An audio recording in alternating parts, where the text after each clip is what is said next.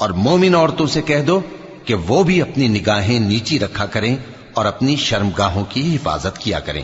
اور اپنی آرائش یعنی زیور کے مقامات کو ظاہر نہ ہونے دیا کریں مگر جو اس میں سے کھلا رہتا ہو، اور اپنے سینوں پر اوڑھنیاں اوڑھے رہا کریں، اور اپنے خاوند اور باپ اور خسر اور بیٹوں اور خاوند کے بیٹوں اور بھائیوں اور بھتیجوں اور بھانجوں اور اپنی جیسی مومن عورتوں اور لونڈی غلاموں کے سوا نیز ان خدام کے جو عورتوں کی خواہش نہ رکھیں، یا ایسے لڑکوں کے جو عورتوں کے پردے کی چیزوں سے واقف نہ ہوں، غرض ان لوگوں کے سوا کسی پر اپنی زینت اور سنگھار کے مقامات کو ظاہر نہ ہونے دیں،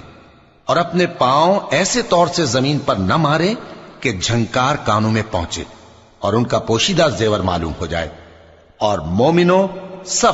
اللہ کے آگے توبہ کرو تاکہ فلاح پاؤ، اور اپنی قوم کی